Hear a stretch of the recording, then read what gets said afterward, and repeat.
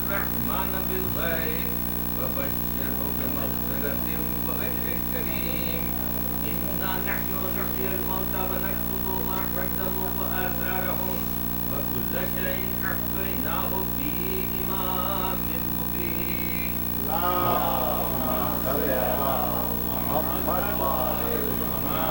واضرب لهم مثلا أصحاب القرية إذ جاءها المرسلون إذ أرسلنا إليهم اثنين فكذبوهما وعززنا بثالث فقالوا إنا إليكم مرسلون قالوا ما أنتم إلا بشر مثلنا وما أنزل الرحمن من شيء إن أنتم إلا تكذبون. قالوا ربنا يعلم إنا إليكم لمرسلون وما علينا إلا البلاغ المبين. قالوا إنا تطيرنا بكم لئن لم تنتهوا لنرجمنكم وليمسنكم منا عذاب أليم. قالوا طائركم معكم أئن ذكرتم بل أنتم قوم مسرفون. وجاء من أقصى المدينة رجل يسعى قال يا قوم اتبعوا المرسلين اتبعوا من لا يسألكم أجرا وهم مهتدون. وما لي لا أعبد الذي فطرني وإليه ترجعون. أأتخذ من دونه آلهة إن يردني الرحمن بضر لا تغن عني شفاعتهم شيئا ولا ينقذون. إني إذا لفي ضلال مبين. إني آمنت بربكم فاسمعون. قيل ادخل الجنة قال يا ليت قومي يعلمون بما غفر لي ربي وجعلني من المكرمين. وما أنزلنا على قومه من بعده من جند من السماء وما كنا منزلين. إن كانت إلا صيحة واحدة فإذا هم خامدون. يا حسرة على العباد ما يأتيهم من رسول إلا كانوا به يستهزئون. ألم يروا كما أهلكنا قبلهم من القرون أنهم إليهم لا يرجعون. وإن كل لما جميع لدينا محضرون. وآية لهم الأرض الميتة أحييناها وأخرجنا منها حبا فمنه يأكلون. وجعلنا فيها جنات من نخيل وأعناب وفجرنا فيها من العيون ليأكلوا من ثمره وما عملته أيديهم أفلا يشكرون. سبحان الذي خلق الأزواج كلها مما تنبت الأرض ومن أنفسهم ومما لا يعلمون. وآية لهم الليل نسلخ منه النهار فإذا هم مظلمون. والشمس تجري لمستقر لها ذلك تقدير العزيز الحليم. والقمر قدرناه منازل حتى عاد كالعرجون القديم. لا الشمس ينبغي لها أن تدرك القمر ولا الليل سابق النهار وكل في فلك يسبحون. وآية لهم أنا حملنا ذريتهم في الفلك المشحون وخلقنا لهم من مثله ما يركبون. وإن نشأ نغرقهم ولا صريخ لهم ولا هم ينقذون إلا رحمة منا ومتاعا إلى حين. وإذا قيل لهم اتقوا ما بين أيديكم وما خلفكم لعلكم ترحمون. وما تأتيهم من آية من آيات ربهم إلا كانوا عنها معرضين. وإذا قيل لهم أنفقوا مما رزقكم الله قال الذين كفروا للذين آمنوا أنطعم من لو يشاء الله أطعمه إن أنتم إلا في ضلال مبين. ويقولون متى هذا الوعد إن كنتم صادقين. ما ينظرون إلا صيحة واحدة تأخذهم وهم يخصمون. ولا يستطيعون توصية ولا إلى أهلهم يرجعون. ونفخ في الصور وإذا هم من الأجداث الصالحات إلى ربهم ينسلون قالوا يا ويلنا من بعدنا من مرقدنا هذا ما وعد الرحمن وصدق المرسلون إن كانت إلا صيحة واحدة فإذا هم جميع لدينا محضرون فاليوم لا تظلم نفس شيئا ولا تجزون إلا ما كنتم تعملون إن أصحاب الجنة اليوم في شغل فاكهون هم وأزواجهم في ظلال على الأرائك متكئون لهم فيها فاكهة ولهم ما يدعون سلام قولا من رب رحيم وامتازوا اليوم أيها المجرمون ألم أعهد إليكم يا بني آدم ألا تعبدوا الشيطان إنه لكم عدو مبين وأن اعبدوني هذا صراط مستقيم ولقد أضل منكم جبلا كثيرا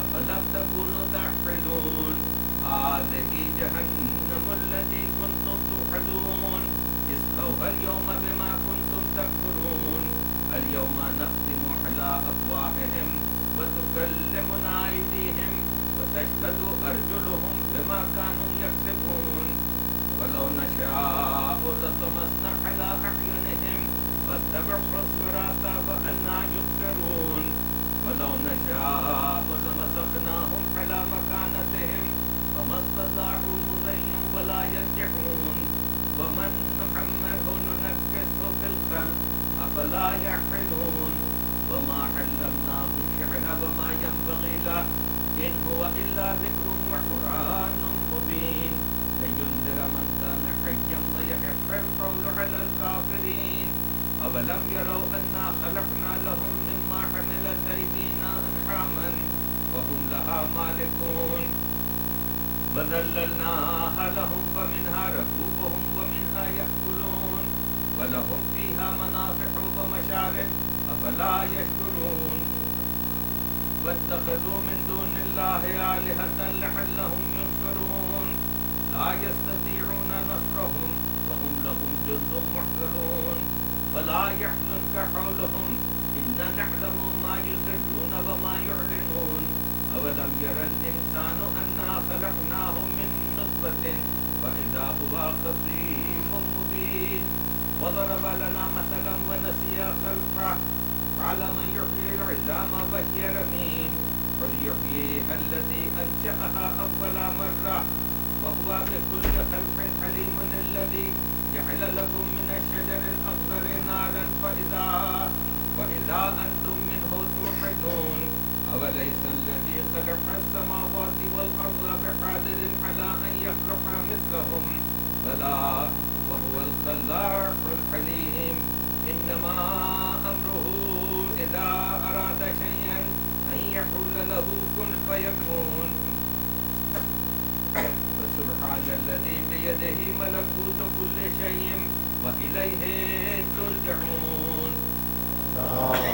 صل على محمد وعلى صدق الله العلي العظيم وصدق رسول الكريم وصدق أهل بيته الطيبين الطاهرين المعصومين المظلومين عليهم السلام ونحن على ذلك من الشاهدين والشاكرين والحمد لله رب العالمين.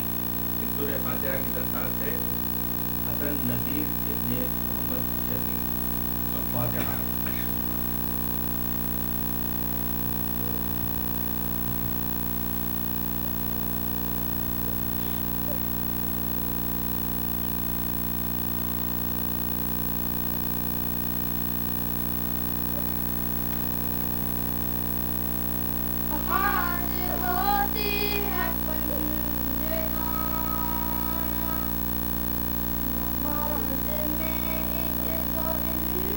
ساتھ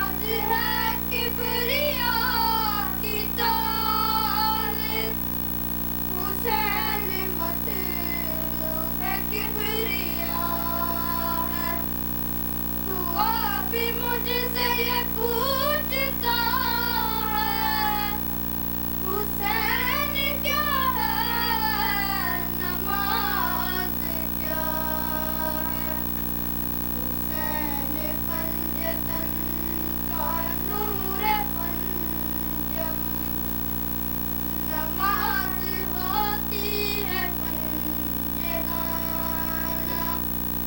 نماز میں عجز و انکساری حسین کی شان فاتحانہ نماز قبلے کو ڈھونڈتی ہے حسین کعبہ بنا رہا ہے دعا بھی مجھ سے یہ پوچھتا ہے حسین کیا ہے نماز کیا ہے حسین پنجتن کا نور پنجم نماز ہوتی ہے پنجگان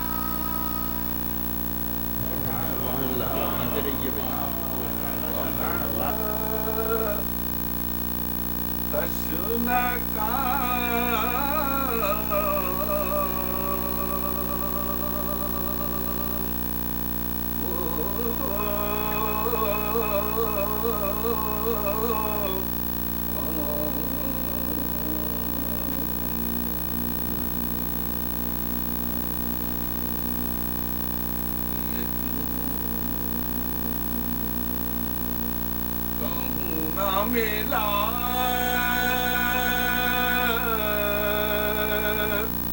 تشنا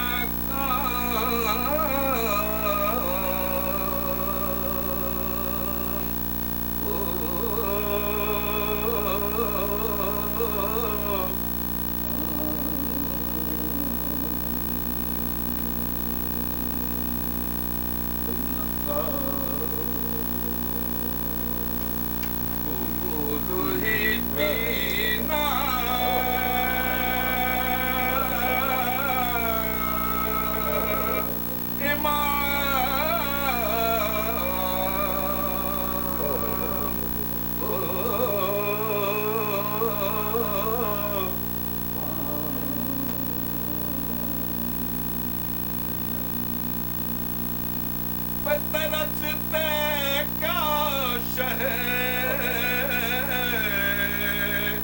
عالی مقام پانی کو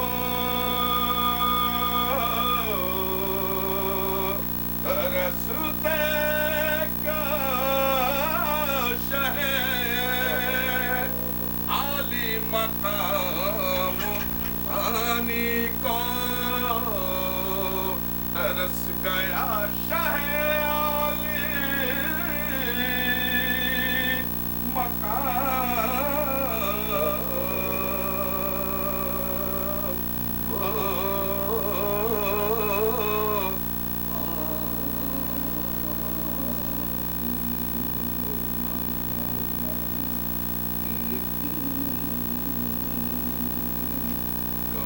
نہ ملا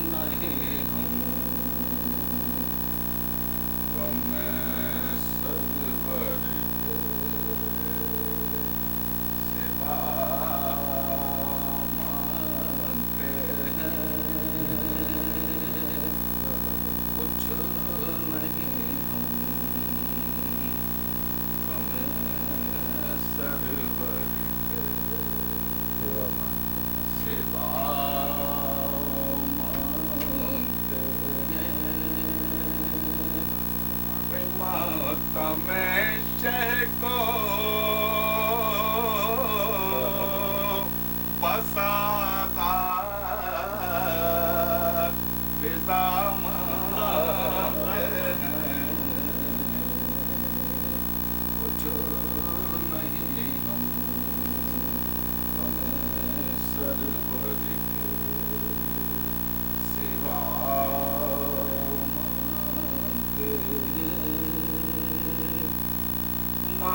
دولت نہ حکومت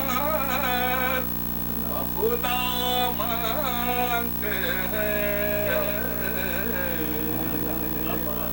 مال و دولت نہ حکومت خدا مانگتے ہیں ہم گدائے در صحرا ہے عذاب مانگتے ہیں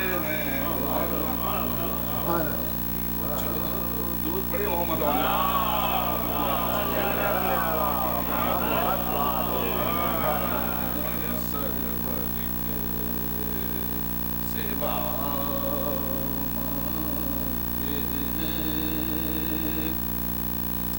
اور جس کو دینا ہو اسے دے دے یہ جنت پیارا جس کو دینا ہو اسے دے دے یہ جنت پیارا ہم تو شبیر کے قدموں میں جگہ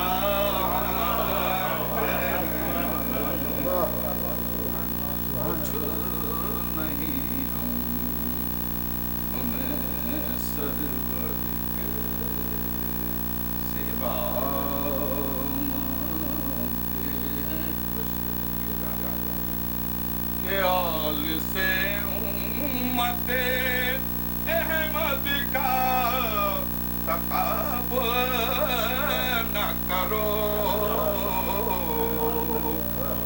آل سے امت احمد کا تقابل نہ کرو بھائی وہ وسیلہ ہے دعا کا یہ دعا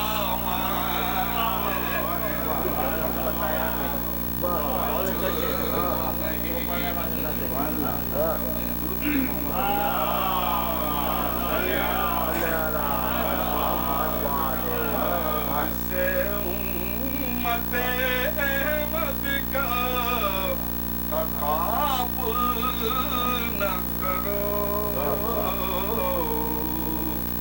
آل سے امت احمد کا تقابل نہ کرو وہ وسیلہ ہے دعا کا یہ دعا مانگتے ہیں کچھ نہیں ہمیں سرور کے سوا مانگتے ہیں کیا ڈراتے ہو ہمیں موت سے دنیا والوں کیا ڈراتے ہو ہمیں موت سے دنیا والوں فرش ماتم پہ عزادار قضا مانگتے ہیں کچھ نہیں ہمیں سرور کے سوا مانگتے ہیں ماں بلائیں لیے جاتی ہے علی اکبر کی ماں بلائیں لیے جاتی ہے علی اکبر کی اور اکبر ہے کہ مرنے کی رضا مانگتے ہیں کچھ نہیں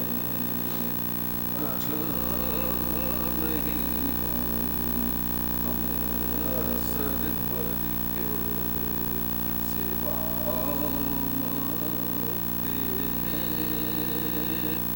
ہیں جس کو تطہیر کی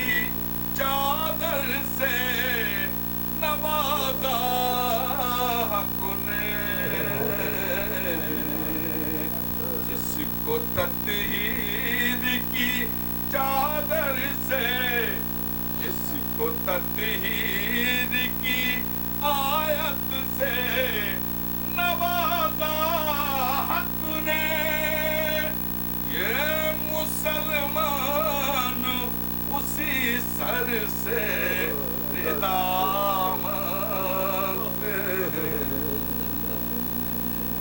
کچھ نہیں ہم سرور کے سوا مانگتے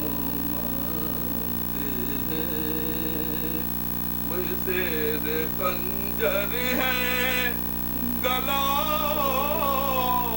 حسین بن علی زیر خنجر ہے گلا حسین بن علی بخشش امت آسی کی دعا مانگتے ہیں کچھ نہیں ہمیں سرور سوا مانگتے ہیں ماتم شہ کو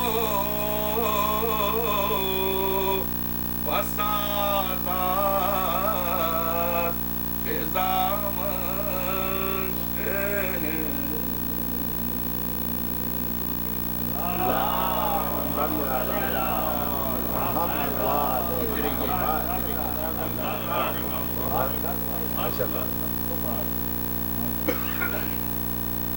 سلطانی آئیے گا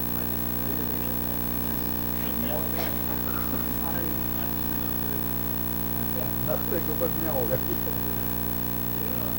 نعرہ سلوات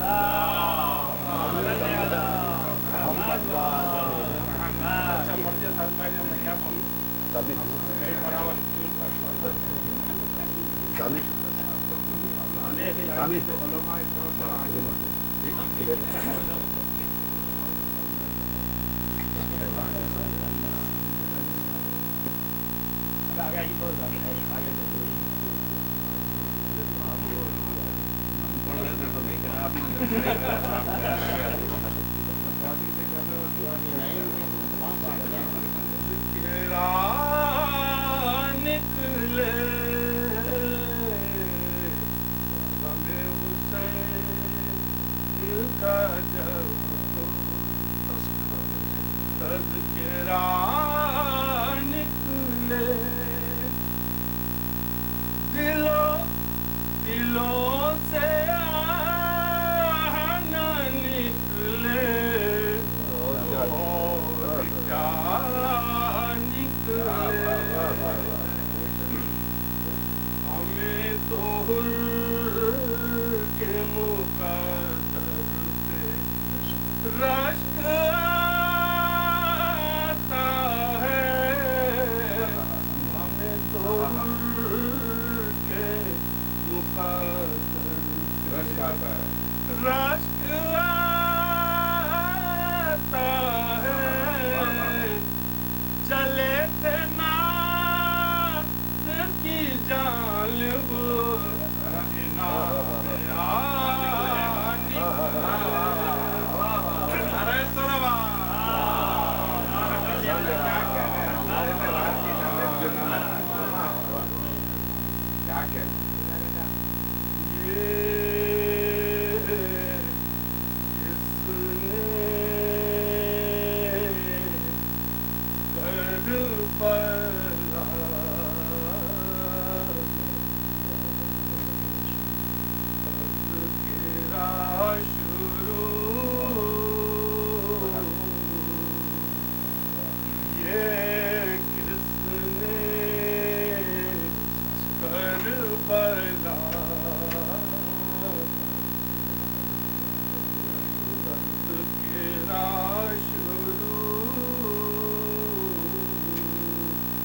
آنکھوں سے اشک غم کا ہوا سلسلہ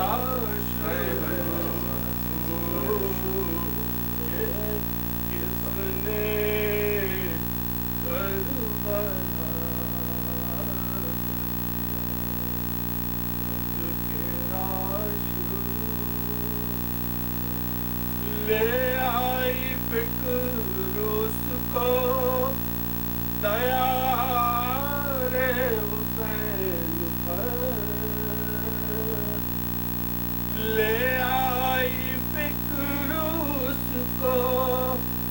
سیار حسین پر جس نے تلاش حق میں کیا سوچنا شروع یہ کس نے کربلا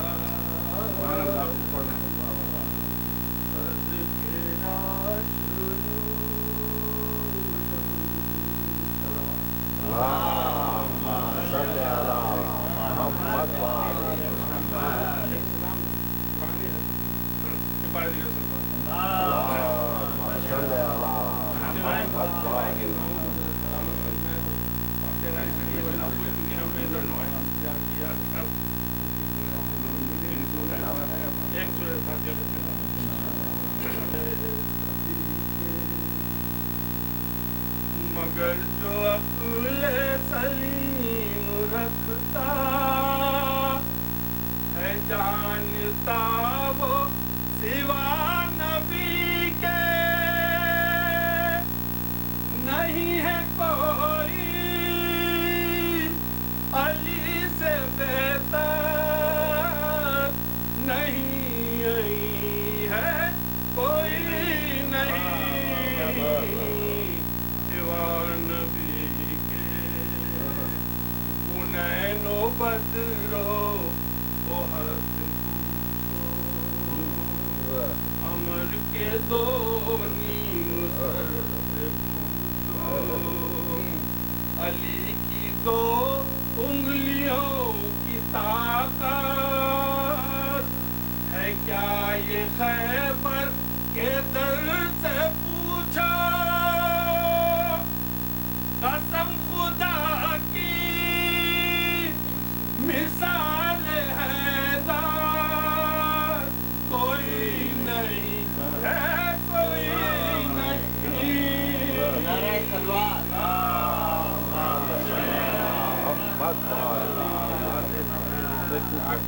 غدیر سے جب کہ میں نے پوچھا ہے تجھ کو معلوم سارا قصہ دیوالی کے ہے اور کوئی بنایا جس کو نبی نے مولا تڑپ کے بولا یہ خون کا منبر کوئی نہیں ہے کوئی نہیں سوا نبی کے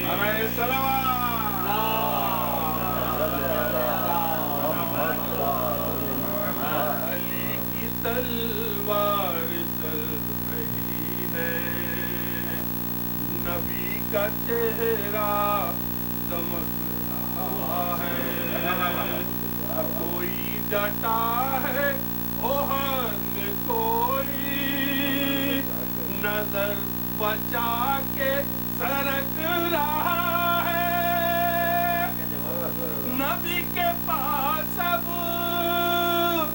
سوائے حیدر کوئی نہیں ہے کوئی نہیں نعرہ تلوار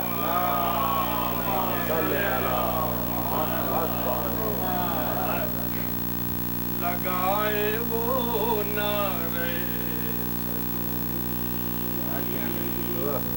مدینہ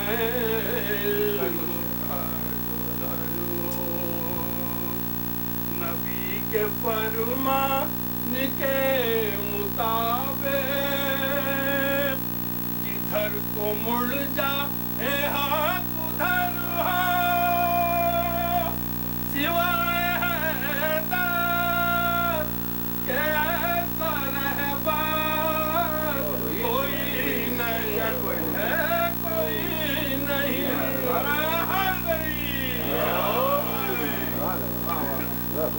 چلی جو بنت اسد جو تو بڑھ کر جدار کعبہ یہ بولی ہنس کر اسی طرح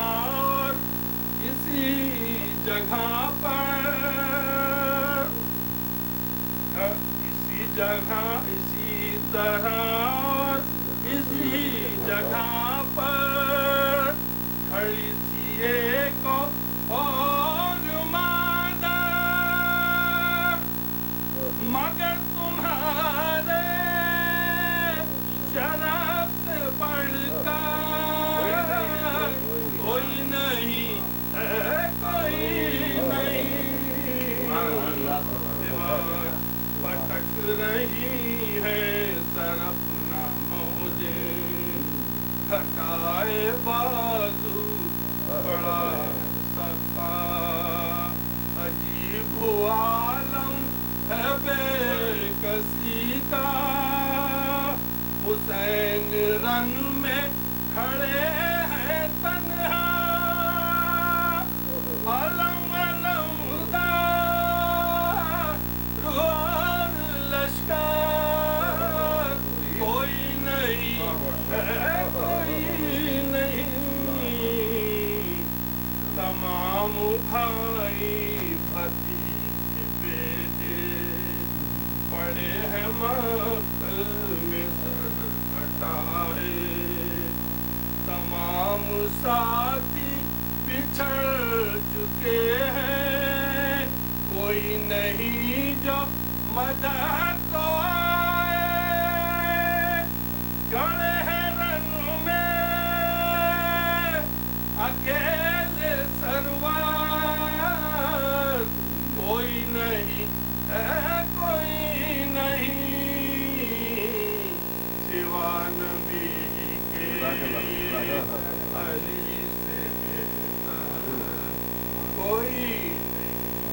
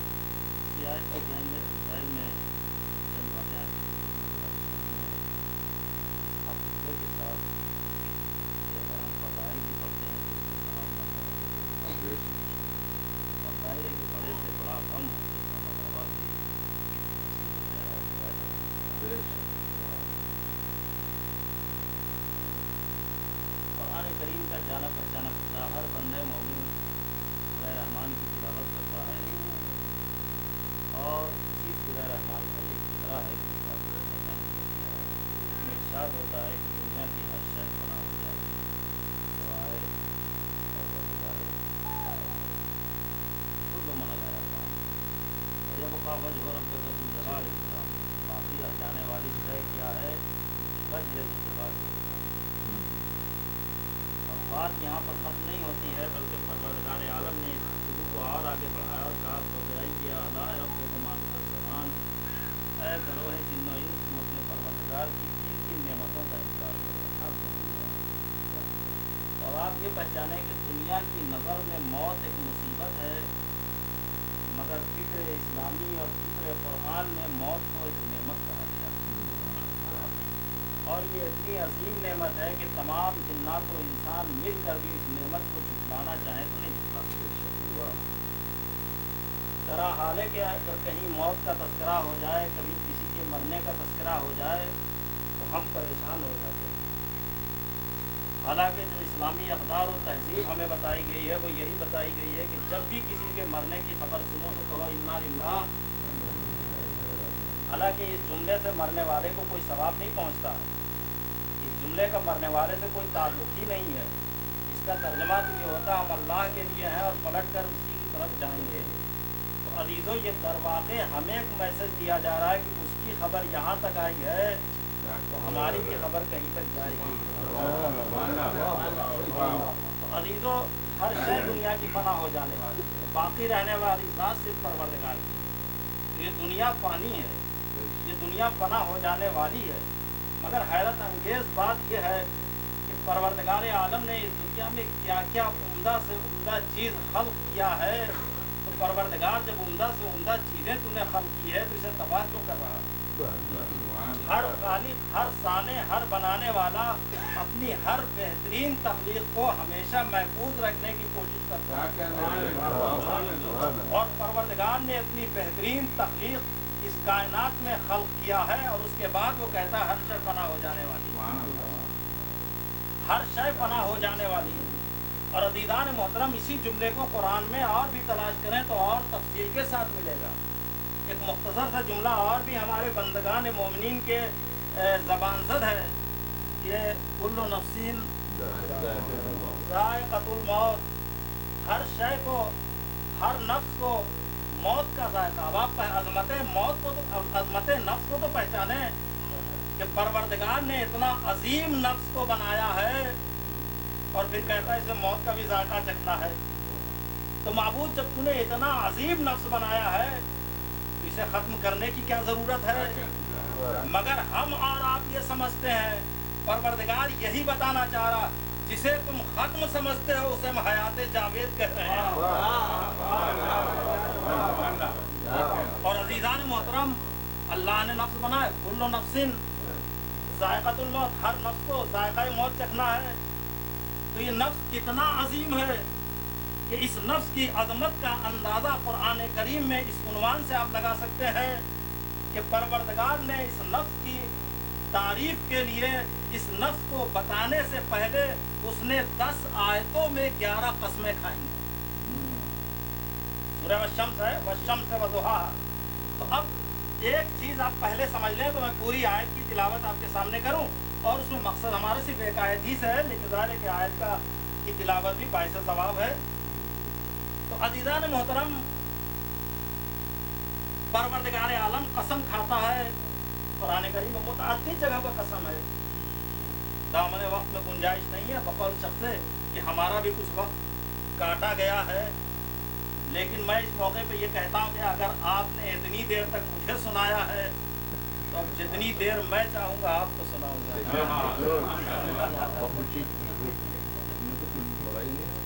عزیزان محترم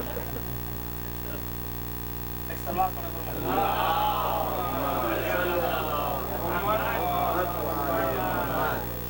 قسم ہم بھی کھاتے ہیں، آپ نے دیکھا بارو خدا کی قسم، اللہ کی قسم، رسول کی قسم، حسین کی قسم، اور ایک بڑی جلالی قسم ہے عباس کی قسم۔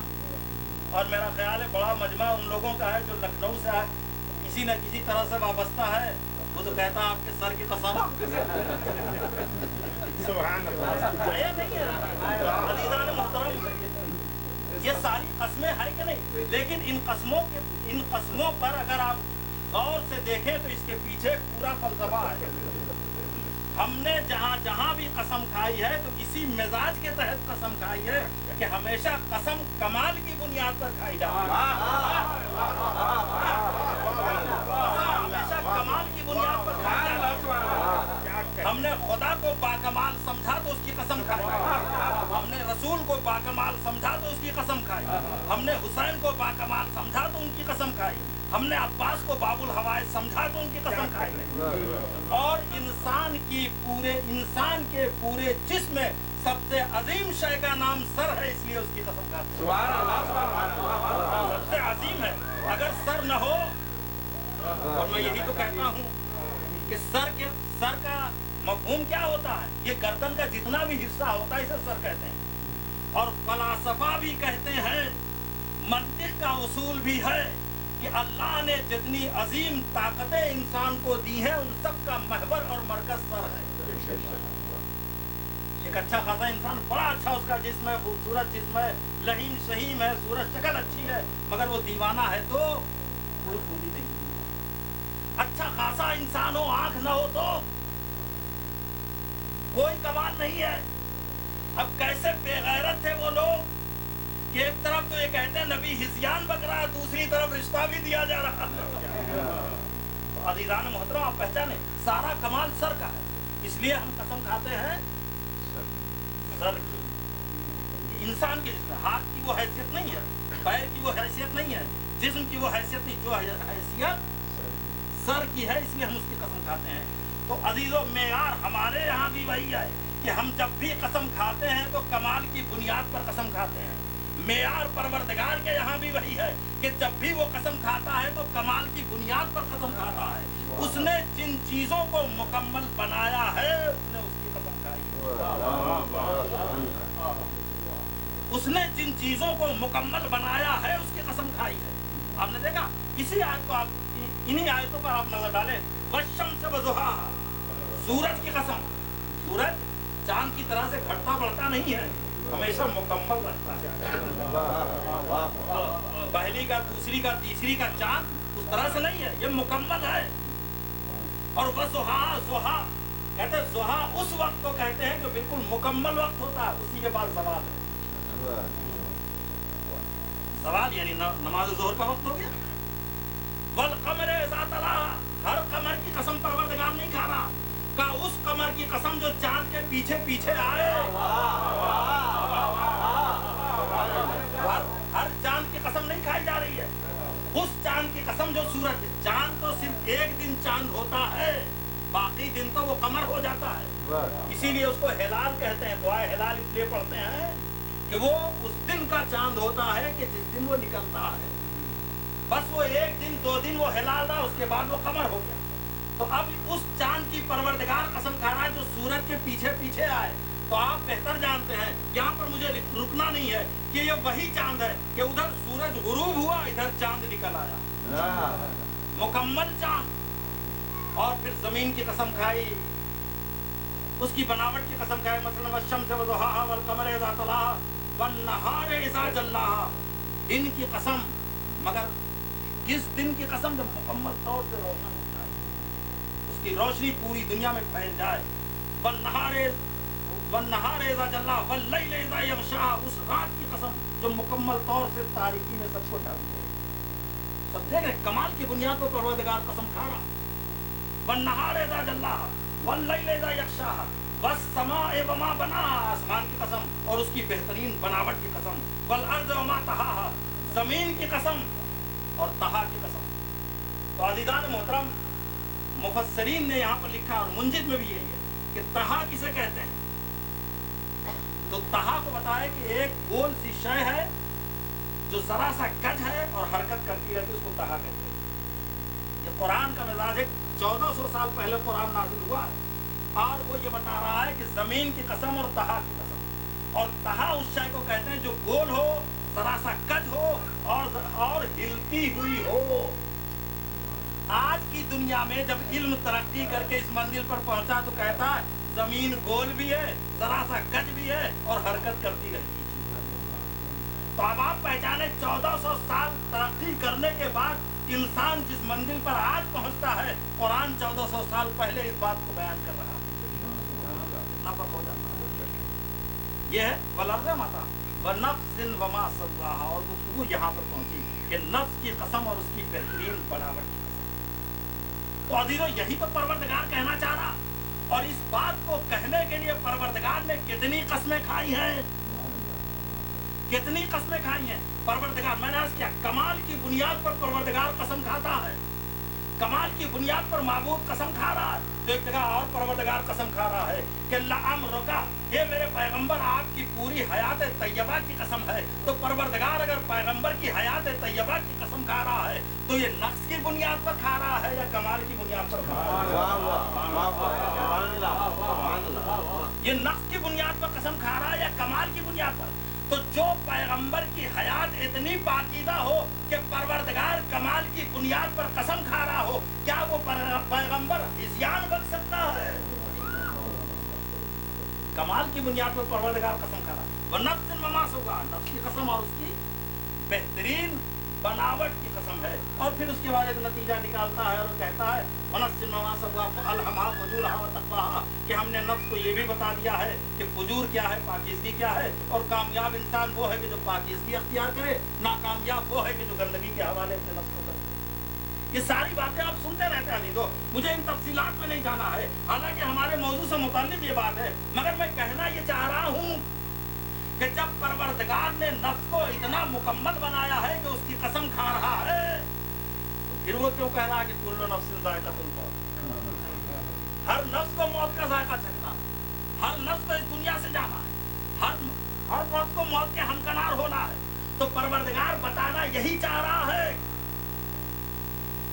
کہ دیکھو، جس زندگی کو تم زندگی سمجھتے ہو اسے ہم زندگی نہیں بلکہ عارضی زندگی سمجھتے ہیں، اور ہم یہ بتانا چاہ رہے ہیں. اور عزیزان محترم، اسی لیے قرآن میں متعدد جگہ پر متعدد آیتیں ہیں. مثلا ارشاد فرما رہا ہے کہ وما هذه الحیات الدنیا الا لهو ولعب، یہ دنیا کیا ہے؟ یہ کھیل تماشا ہے، یہ لہو و لعب ہے، اور حقیقی زندگی تو بس آخرت کی زندگی ہے. تو عزیزان محترم، ہر نفس کو موت کا ذائقہ چکھنا ہے. اب انسان اس منزل پر پہنچا کہ جو بھی آیا ہے وہ اس دنیا سے چلا جائے گا. گزشتگان کی تاریخ شاہد ہے، جو کل تھے وہ آج نہیں ہے، جو آج ہے وہ کل نہیں رہیں گے. تو جو بھی آیا ہے اسے جانا ہے. تو عزیزان محترم، یہی نہیں بلکہ جب جانا ہے تو یہ جو آنے جانے کا جو سفر ہے، یہ سفر مہلک ہے. اسی میں ہمیں کچھ کرنا ہے، اسی میں ہمیں کچھ سمجھنا ہے.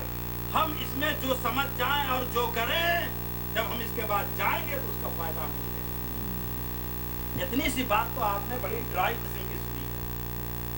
اب آپ ملاحظہ یہ فرمائیں، یہ ہمارا عقیدہ ہے، یہ قرآن کی گفتگو ہے، یہ پیغمبر کی حدیث ہے، یہ معصومین کے اقوال ہیں، یہ سب آپ سنتے رہتے ہیں. مگر یہ تو مذہبی دنیا میں آپ نے سمجھ لیا، غیر بھی اسے مانتے ہیں کہ نہیں مانتے ہیں، یہ بھی ایک مسئلہ ہے کہ نہیں ہے. لہذا یہ حکم ہے کہ جو بھی آج مر گیا ہے وہ قیامت میں اٹھایا جائے گا. اذا زلزلت الارض زلزالها واخرجت الارض اثقالها وقال الانسان ما لها يومئذ تحدث اخبارها. یہ ساری چیزیں آپ نے سماعت فرمائی ہیں. تو عزیزان محترم، سب اٹھائے جائیں گے، سب سے سوال ہوں گے، سب سے پوچھا جائے گا. تو اب یہاں پر کہتے ہیں یہ کیسے ممکن ہے؟ جو دفن ہو گیا، جو مٹی ہو گیا، کل کیسے اٹھ سکتا ہے؟ یہ کوئی مشکل کام تو نہیں ہے. آپ اچھی طرح جانتے ہیں کہ موجد جب کسی چیز کو ایجاد کرتا ہے تو یہ ایک مشکل کام ہوتا ہے، مگر جب کوئی چیز عالم وجود میں آ جاتی ہے اور بنانے کا طریقہ معلوم ہو جاتا ہے تو وہ چیز ختم بھی ہو جائے تو کوئی فرق نہیں پڑتا. ہم دوسری بنا لیں گے. جہاز بنانے والے نے ایک حیرت انگیز کارنامہ انجام دیا کہ اس نے جہاز بنایا. اب جہاز اس نے تب بنایا تھا، آج وہ ٹیکنالوجی کتنی ڈیولپ ہو گئی ہے، اب سارے جہاز دنیا کے ختم کر دیے جائیں، مگر چونکہ ہمارے پاس ٹیکنالوجی ہے لہذا ہم بنا سکتے ہیں. تو مجبور انسان تو اپنی چیزوں کو دوبارہ بنا سکتا ہے، اور خالق کائنات کیا انسان کو دوبارہ زندہ نہیں کر سکتا؟ یہ قابل فکر بات ہے یا نہیں؟ لہذا مدینے کا ایک یہودی پیغمبر کے پاس آیا اور ایک بڑی بوسیدہ سی مٹی لے کر اور اس نے اس ہڈی کو بڑی بوسیدہ سی ہڈی لے کر اور اس ہڈی کو اس نے پیغمبر کے سامنے مسل دیا جو برادہ ہو گئی، اور پھر وہ کہتا ہے کہ کیا اسی مٹی کو خدا پھر دوبارہ زندہ کرے گا؟ وحی الہی سے گفتگو کرنے والا پیغمبر ایک بار خاموش ہوا، جبرائیل پیغام لے کر آئے، ابھی آپ نے سماعت فرمائے وَضَرَبَ لَنَا مَثَلًا وَنَسِيَ خَلْقَهُ، اپنی حقیقت کو بھول گیا اور ہم سے کہتا ہے کہ یہ دوبارہ پیدا کرے گا۔ قل پیغمبر اس سے کہہ دیجئے یحییھا الذی انشاھا اول مرہ، وہی پروردگار اسے دوبارہ خلق وجود دے گا جس نے پہلی دفعہ اسے زندگی دی، جس نے اسے پہلی دفعہ زندگی دی ہے۔ اور پھر پروردگار کہتا وَهُوَ بِكُلِّ خَلْقٍ عَلِيمٌ، وہ تمام مرحلہ تخلیق کا بہترین جاننے والا۔ پروردگار کہہ رہا وہ بہترین، تمام مرحلہ تخلیق کا بہترین جاننے والا ہے۔ اب آپ ملاحظہ تو فرمائیں کہ انسان کاہے سے پیدا ہوا ہے؟ اسی کو تو چکبست لکھنوی کہتے ہیں، زندگی کیا ہے عناصر میں ظہور ترتیب ہے کہ نہیں ہے؟ موت کیا ہے انہیں اجزاء کا پریشان ہونا۔ تو وہ اپنا نظریہ پیش کر رہے ہیں۔ یہاں حیرت انگیز مرحلہ یہ ہے کہ جن کو ہم عناصر اربعہ کہتے ہیں، یہ چاروں آپس میں ایک دوسرے کے دوست نہیں ہیں۔ آپ آگ روشن کریں، اس کے اوپر پانی رکھے تو آگ پانی کو بھاپ بنا کر اڑا دے گی، اور وہی پانی آپ آگ پر ڈال دیں تو پانی آگ کو بجھا دے گا۔ ہوا کے دہانے پر مٹی رکھ دیں تو ہوا مٹی کو اڑا دے گی۔ تو عزیزو کوئی بھی ایک دوسرے کا دوست نہیں ہے، سب ایک دوسرے کے مخالف ہیں۔ کیا کہنا مرحلہ تخلیق کے جاننے والے پروردگار کا کہ اس نے چار دشمنوں کو ایک مقام پر جمع کر کے انسان بنا دیا۔ سبحان اللہ، سبحان اللہ، سبحان اللہ۔ آواز بلند نعرہ تکبیر۔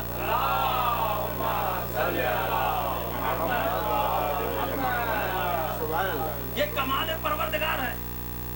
اس میں سے کوئی بھی چیز کم ہو جائے تو انسان بیمار ہے، انسان مریض ہے۔ اس میں سے کوئی بھی چیز کم ہو جائے تو انسان بیمار کہلائے گا، انسان مریض کہلائے گا۔ تو عزیزان محترم، صرف یہی نہیں کہ ان کو جمع کر دیا ہے، بلکہ اتنا مجبور کر دیا ہے کہ سب ایک دوسرے کا تعاون بھی کر رہے ہیں۔ یہ ہے پروردگار۔ اب وہ انسان کتنا عظیم ہے،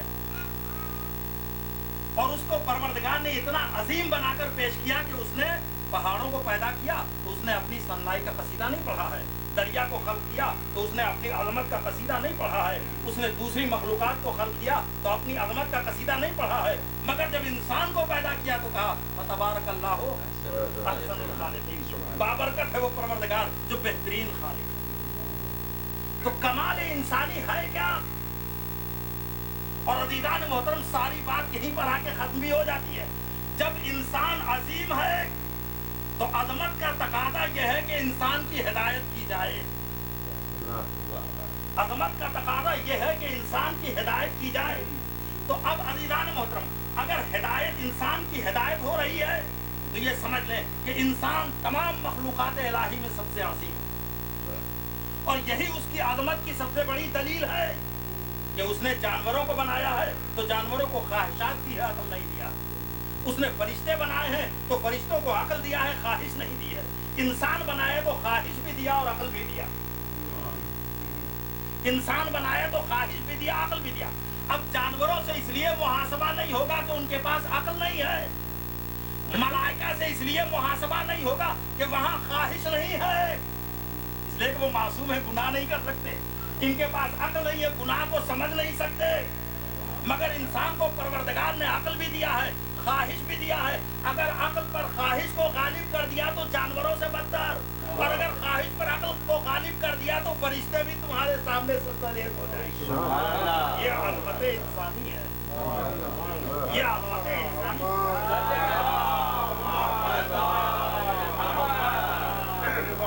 انسان کو پیدا کیا عزیزان محترم پروردگار عالم نے، تو ان کے لیے سرمایہ ہدایت۔ تو معبود ضرورت کیا دی انسان کے لیے کہ تو نے ہدایت کا سرمایہ فراہم کیا؟ کہ انسان کو ہم نے پیدا کیا مگر دو کمزوریاں انسان کے اندر۔ پہلی کمزوری ہے کہ واللہ اخرجکم من بطون امہاتکم لا تعلمون شیئا، جب وہ پیدا ہوا تو اس کیفیت کے ساتھ شکم مادر سے آغوش مادر میں آیا کہ جاہل تھا۔ دوسری کمزوری انسان کی خلقل انسان و ضعیفہ، ہم نے انسان کو کمزور اور ضعیف بنا کر پیدا کیا، تو دو کمزوریاں انسان کی ہوئی۔ تو اب جب ہدایت انسان کی ہوگی تو ہدایت اس طرح سے ہوگی کہ جہل علم میں بدل جائے، صاف توانائی میں بدل جائے۔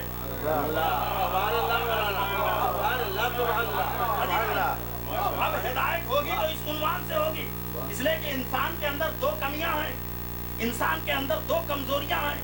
پہلی کمزوری یہ ہے کہ پیدا ہوا تو جاہل پیدا ہوا، دوسری کمزوری یہ کہ پیدا ہوا تو کمزور پیدا ہوا۔ تو اب جب کوئی بھی ہدایت انسانی کے لیے آئے تو ایسا ہوگا کہ علم بھی لے کر آئے گا، طاقت بھی لے کر آئے گا۔ اب اسے لوگ علی کا معجزہ سمجھتے ہیں، میں اسے معجزہ نہیں سمجھتا کہ جیسے ہی پیدا ہوئے فوراً ہی دست پیغمبر پر آ کر قرآن کی تلاوت کی۔ دوستو یہ علی کا معجزہ نہیں، یہ ہدایت کی ضرورت تھی۔ اور پھر جیسے ہی بنت اسد اپنے گھر لے کر گئی، گہوارے میں رکھا، اختر آیا تو اس کے گلے دو ٹکڑے کر دیے۔ یہ علی کا معجزہ نہیں ہے، ہدایت کی ضرورت ہے تاکہ ہادی کو پہچان لو جس کے پاس علم بھی ہے، طاقت بھی ہے۔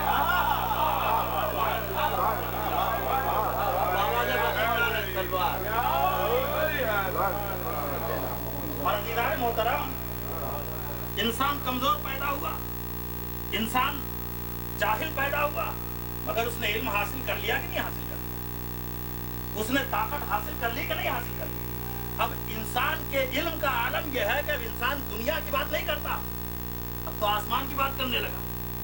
اور انسان کی کمزوری جو دور ہوئی تو طاقت کا یہ عالم ہے کہ اس نے ایسی چیزیں بنا لی ہیں کہ منٹوں میں پوری دنیا کو ختم کر سکتا ہے، منٹوں میں پوری دنیا کو ختم کر سکتا ہے۔ تو عزیزو، جب انسان اس منزل پر پہنچ گیا کہ اب وہ علم کے میدان میں بھی چیلنج کرتا ہے کہ دنیا کی کیا بات کرتے ہو، ہم آسمان کی باتیں بھی تمہیں بتائیں گے، تم کمزوری کی کیا باتیں کرتے ہو، ہمارے پاس بے انتہا طاقت ہے۔ تو اب آپ یہ بتائیں کہ ایسے انسان کی ہدایت کے لیے کوئی ہم میں سے ہوگا یا پروردگار کی طرف سے آئے گا؟ اگر ہم میں سے آئے گا تو ٹھوکروں پر اس کو اڑا دے گا۔ میاں جتنا تمہارے پاس علم ہے، ہمارے گھر کے بچے اتنا علم رکھتے ہیں، جتنی تمہارے پاس طاقت ہے ہم اس سے کہیں زیادہ ہمارے پاس طاقت ہے۔ بلکہ آپ دیکھیں کہ سارے کمزور بلکہ طاقتور ملک بھی کسی طاقتور ملک کے سامنے سر جھکاتے ہیں۔ تو اب ہادی وہ ہوگا کہ جس کا علم بھی بے پناہ ہو، جس کی طاقت بھی بے پناہ ہو۔ تو عزیزان محترم، اسی لیے پروردگار نے انتظام کیا، جب علم کی بات آئی تو کہا سلونی قبل ان تفردونی، اور جب طاقت کی بات آئی تو جبرائیل نے کہا لا فتح الا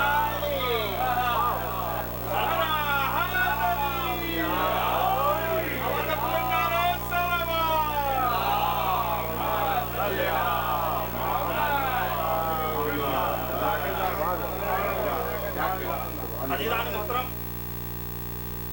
جنہیں پتا کتنی دیر پڑھنا، لیکن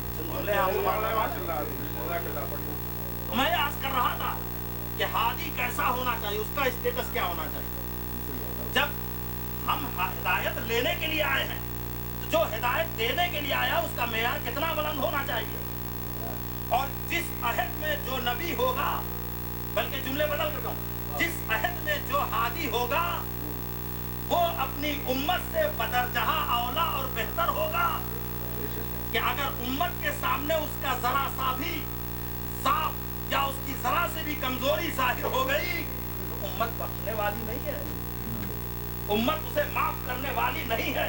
لہذا ہر عہد کا جتنا بھی ہادی آیا ہے اپنی امت سے بلند تر تھا، اور اس نے ہدایت کیا، اس نے ہدایت کیا۔ اب یہ سلسلہ پہنچا حضور تک، اور اس لیے میں کہہ رہا ہوں، میرے پاس تفصیل کے لیے وقت نہیں ہے کہ عرض کروں، لیکن آپ مختصر لفظوں میں سنیں کہ جناب موسیٰ کے زمانے میں جادو کا بڑا اثر تھا، عصائے موسیٰ دے کر پروردگار نے ان کو بھیجا، انہوں نے سارے شہر کو توڑ دیا۔ جناب عیسیٰ کے زمانے میں طبابت کا بڑا زور تھا، عیسیٰ کو روح اللہ بنا کر کہ بھائی تم زیادہ سے زیادہ جو بیمار اور مریض ہیں ان کی علاج کر کے ان کو صحت دے سکتے ہو۔ ہم عیسیٰ کو وہ معجزہ دیکھتے ہیں کہ یہ مردوں کو بھی زندہ کر سکتے ہیں۔ यहाँ तो इंसान आकर कासिद हो। अब जब अहद पैगंबर आया तो यहाँ पर दो चीजें थी, इल्म का भी रवाज था और ताकत का भी। लोगों को अपने इल्म पर भी नाज था और लोगों को अपनी ताकत पर भी नाज था। लिहाजा पैगंबर को दो मौजज़े परवरदिगार ने दिए, इल्म की बुनियाद पर कुरान दिया, ताकत की बुनियाद पर जुल्फ़कार दिया। दो मौजज़े परवरदिगार ने पैगंबर को दिए। तो अज़ीज़ान मोहतरम, जब पैगंबर अपनी उम्मत में हिदायत करने के लिए आए तो उम्मत पैगंबर जाहिल नहीं थी। उम्मत पैगंबर इतनी पढ़ी लिखी थी कि उनके इल्म को तोड़ने के लिए परवरदिगार ने कुरान मजीद जैसी किताब नाजिल की। और उसका सबूत यह है कि आप भी माशाअल्लाह मजलिसी अफराद हैं और हमारे यहाँ आज भी मीर अनीस और मिर्ज़ा दबीर के मसीहे पढ़े जाते हैं। जैसे ही शुरू करें तो कह देंगे ये मीर साहब का है, ये मिर्ज़ा साहब का है। ये होता है कि नहीं होता? इतना आमादी हो गया। अभी आपने सच्चे भाई के कलाम पढ़े, इतना ज़बान सद है कि जैसे ही आपने शुरू किया कहा ये सच्चे भाई का कलाम है। तो अज़ीज़ान मोहतरम, कल के अरब बद्दुओं का भी मिजाज ये था कि जब उनके मुकाबले में पैगंबर ने सूरह कौसर को आवेज़ा किया तो उन्होंने देखा तो कहा मा हाज़ा कलामुल बशर, यानी इतने पढ़े लिखे थे कि खालिद के कलाम के मिजाज को भी पहचानते थे और मखलूक के कलाम के मिजाज को भी पहचानते थे। इतने पढ़े लिखे थे वो। और कहा ये किसी इंसान का कलाम तो हो ही नहीं सकता। तो अजीजों, जो मुआशरा इतना पढ़ा लिखा हो कि जो खालिक और मखलूक के कलाम में इतनी तमीज रखता हो, उसे हम जाहिल कैसे कह सकते हैं? उसे हम जाहिल कैसे कह सकते हैं? मगर उसी दौर को दौरे जाहिलियत कहा जाता है। ये क्यों कहा जाता? भाई यहीं पर मैं आपकी ज़हमत को तमाम करना चाहता हूँ और आपकी तवज्जो चाहता हूँ कि अज़ीज़ान मोहतरम, सिर्फ इल्म हासिल कर लेना काफी नहीं है। अगर सिर्फ इल्म हासिल किया और तरबियत नहीं ली तो जाहिलियत है। और इल्म भी हासिल किया, तरबियत भी हासिल किया तो ये ईमान है। वरना पैगंबर के सिलसिले में कुरान में क्या इरशाद हो रहा है कि बिस्मिल्लाहिर्रहमानिर्रहीम, युसब्बिहु लिल्लाहि मा फिस समावाति व मा फिल अर्दिल मलिकिल कुद्दूसिल अज़ीज़िल हकीम हुवल्लज़ी बअसा फिल उम्मिय्यीना रसूलन मिनहुम यतलू अलैहिम आयातिही व युज़क्कीहिम व युअल्लिमुहुमुल किताब वल हिकमा व इन कानू मिन क़ब्लु लफ़ी ज़लालिम मुबीन। वो खुली हुई गुमराही में मुब्तला थे। और उनकी गुमराही का आलम क्या था?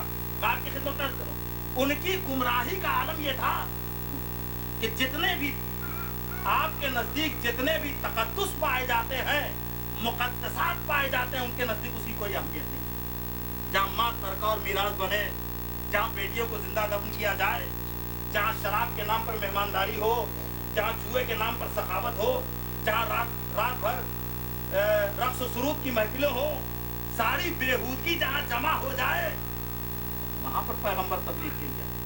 और मैं इसे कहता हूँ कि आपने देखा कि यहाँ के मिजाज में आपने देखा जानवर भी पाल लेते हैं तो उनसे उनसियत हो जाती है।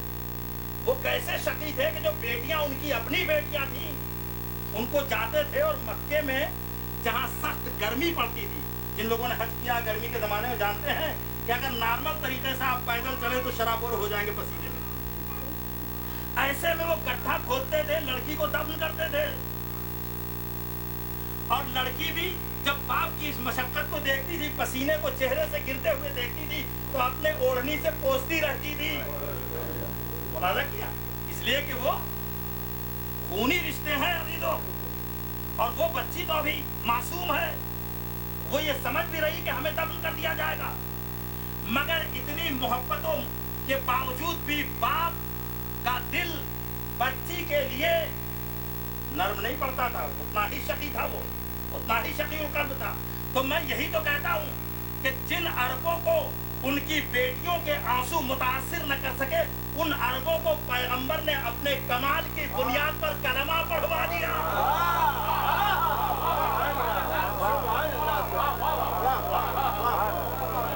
पैगंबर ने दीन का कलमा पढ़वा दिया।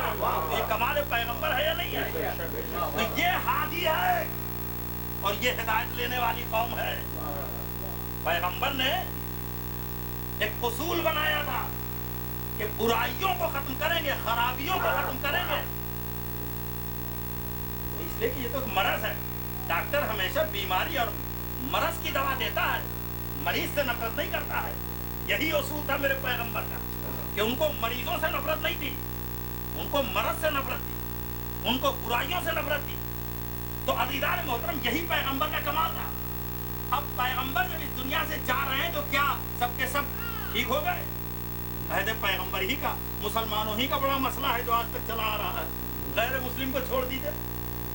تو سلسلہ ہدایت پیغمبر پر ختم نہیں ہے, یہ سلسلہ ہدایت قیامت تک جائے گا. اور عزیزان محترم جب قیامت تک جائے گا تو ہمیشہ ہر عہد میں پیغمبر جیسی ایک شخصیت کا اس کائنات میں ہونا ضروری ہے. اسی لیے پیغمبر نے کہا میں جا تو رہا ہوں لیکن یہ سب کے سب محمد ہیں, اول بھی محمد ہے, اوسط بھی محمد ہے, آخر بھی محمد ہے, یہ سب کے سب محمد ہیں,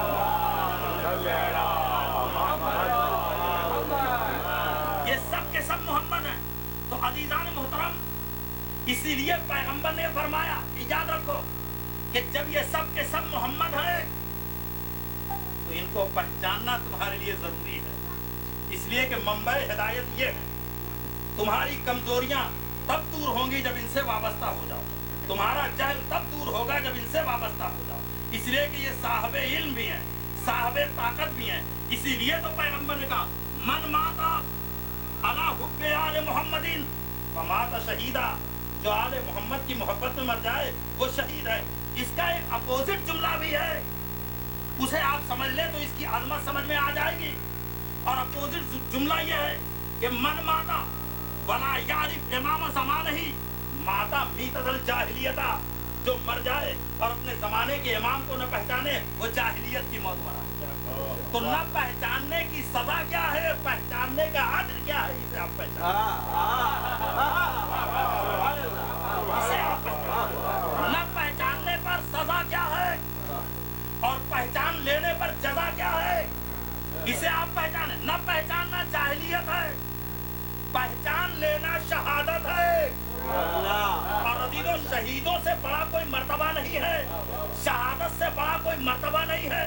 کہ قرآن کریم کہہ رہا وَلَا تَحْسَبَنَّ الَّذِينَ قُتِلُوا فِي سَبِيلِ اللَّهِ أَمْوَاتًا بَلْ أَحْيَاءٌ عِندَ رَبِّهِمْ يُرْزَقُونَ. ہرگز ان لوگوں کو مردہ نہ سمجھنا کہ جن لوگوں نے اپنی جان کو اللہ کی راہ میں پیش کر دیا وہ زندہ ہیں اور اپنی پروردگار کی طرف سے رزق پا رہے ہیں. وہ زندہ ہیں اور اپنے پروردگار کی طرف سے رزق پا رہے ہیں. تو عزیزان محترم شہادت سب سے عظیم مرتبہ ہے, اور یہ شہادت تب ہوگی کہ جب دل میں محبت اہل بیت ہو. اور محبت اہل بیت اس لیے ضروری ہے کہ جب تک یہ محبت نہ ہوگی تب تک نہ ہدایت ہوگی, نہ جہل جائے گا, نہ صاف جائے گا. اور جب یہ محبت آ جائے گی تو ہدایت بھی آ جائے گی, علم بھی آ جائے گا اور کمزوری بھی دور ہو جائے گی.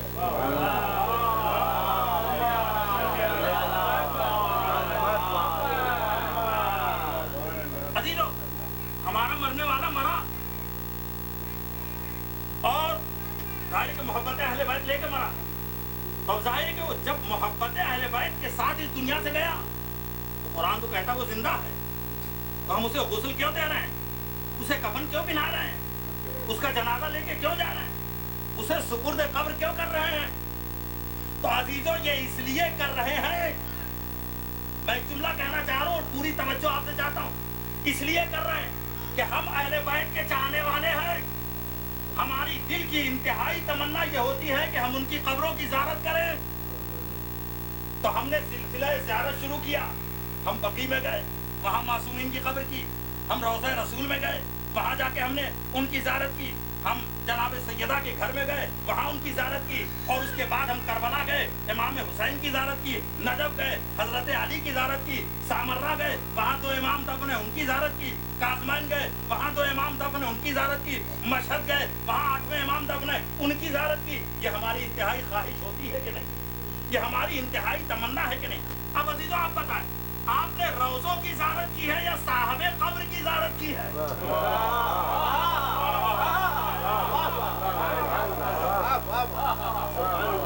آپ نے قبر کی زیارت کی ہے یا صاحب قبر کی زیارت؟ عزیزو اس دنیا میں یہی بہت بڑی نعمت ہے کہ ہمیں قبر کی زیارت نصیب ہو جائے.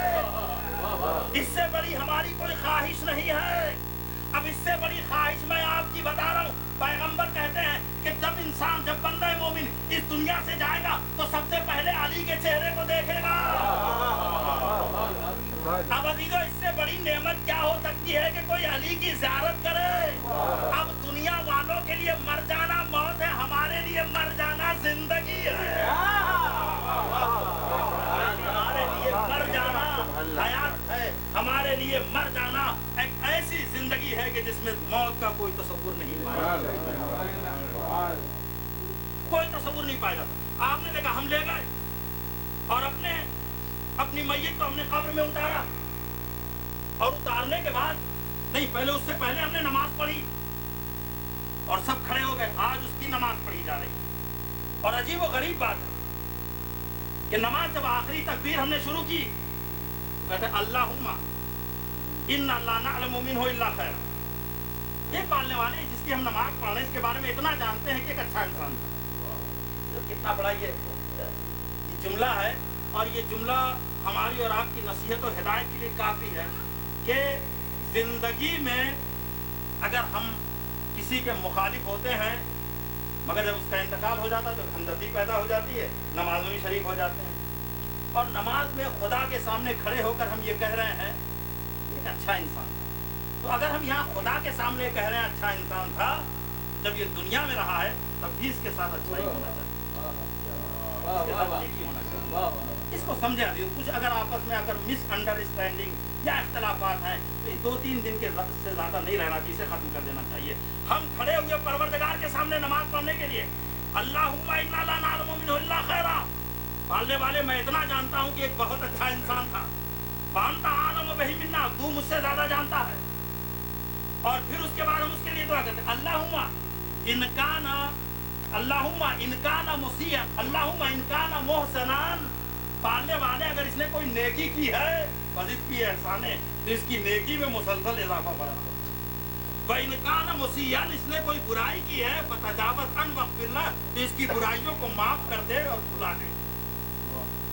ہم اس کے سامنے کہہ رہے ہیں جس کی شان کیا ہے, یا سریع الرضا یغفر لمن لا یملک الا الدعاء. عزیزو اس کے سامنے ہم یہ کہہ رہے ہیں بہت جلدی راضی ہو جانے والے پروردگار, اگر اس نے کوئی نیکی کی ہے تو اس کی نیکیوں میں اضافہ فرما, اگر اس نے کوئی برائی کی ہے تو اس کی برائیوں کو معاف کر دے. اور عزیزان محترم, نماز ہو گئی, اب ہم اس کو لے جا رہے ہیں قبر میں دفن کرنے. جیسے ہی قبر میں دفن کرنے کے لیے لے گئے تو ایک آدمی قبر میں اترا, ایک آدمی بالائے قبر تلقین پڑھ رہا ہے, اور تلقین پڑھ رہا ہے تو کہہ رہا اسما. یہ ان سے نہیں کہہ رہا جو تشییع جنازہ میں شریک تھے, یہ اس سے کہہ رہا ہے جس کو ہم نے قبر میں لیتا, اسما. پوری دنیا تو کہہ رہی مر گیا, اور تعلیمات آل محمد کہہ رہی سنو اسما. پھر اس کے بعد افہام, سمجھو. تو یہ تو مر گیا, نہ یہ سن سکتا نہ سمجھ سکتا. اس سے کیوں کہا جا رہا ہے کہ سنو اور سمجھو؟ کہا تم جس کو مردہ سمجھ رہے ہو, قرآن اسے زندہ کہہ رہا ہے. اگر ایسا نہ ہوتا تو کبھی نہ کہتا اسما, افہام.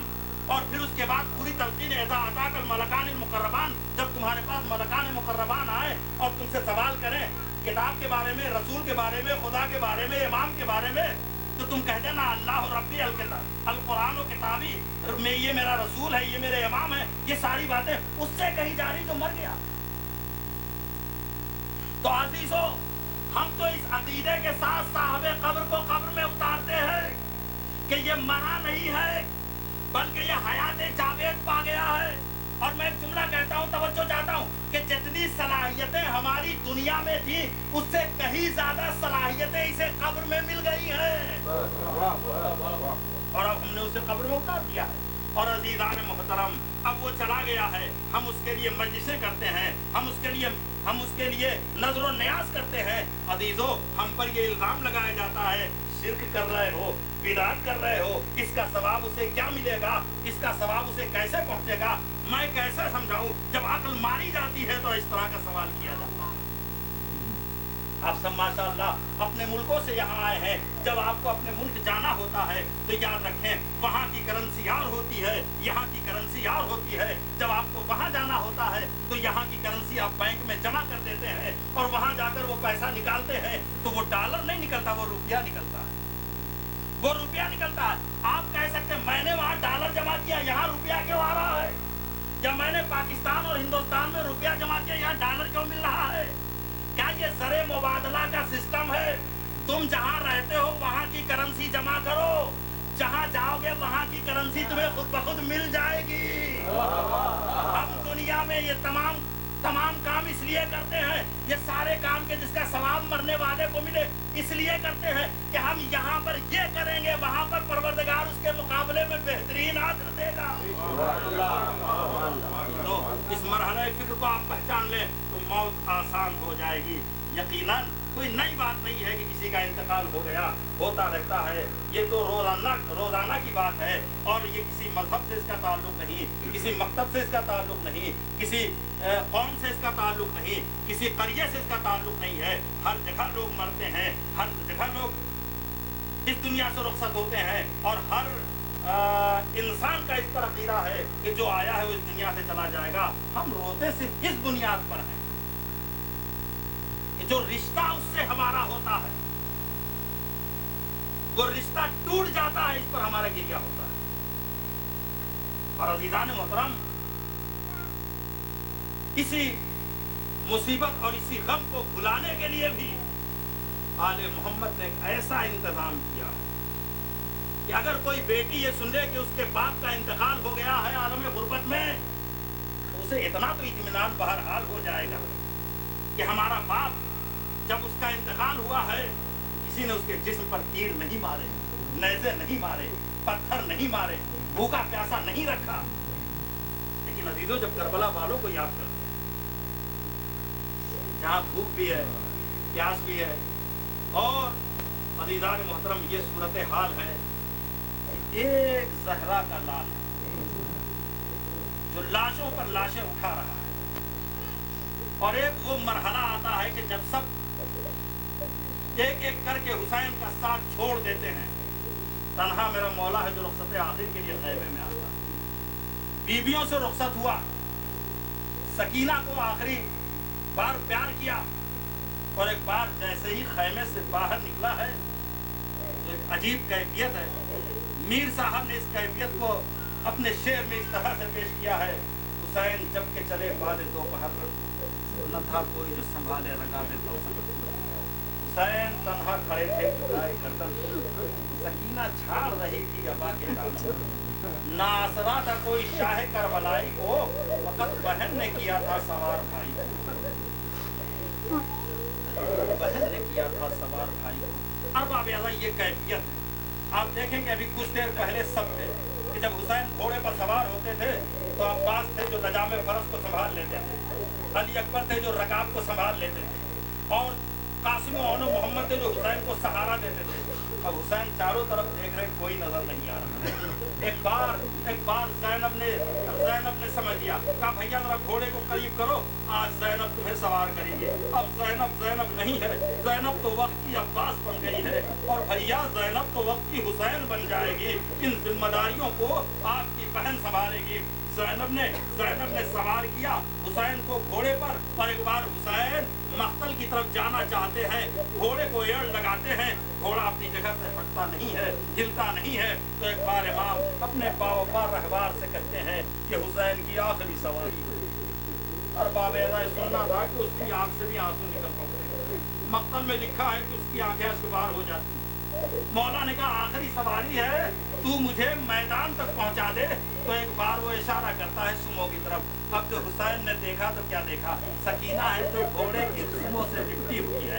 اے میرے بابا کے رہبار, مجھے بابا سے جدا نہ کرنا, اس لیے کہ صبح سے جو بھی میدان میں گیا ہے واپس نہیں آیا ہے. بار باب ادا ایک بار حسین اترے, سکینہ کو سینے سے لگایا, پیار کیا, رباط کے حوالے کیا. حسین گھوڑے کو بیٹھے اور ایک بار مقتل کی طرف گئے. ارباب ادا مقتل میں چاروں طرف حسین نے نظر ڈالی, اور ایک بار اپنے ہاتھ کو آسمان کی جانب بلند کیا. آواز دی, اے میرے معبود, جس نے تجھے کھو دیا اس نے کچھ نہیں پایا, جس نے تجھے پا لیا اس نے کچھ نہیں کھویا.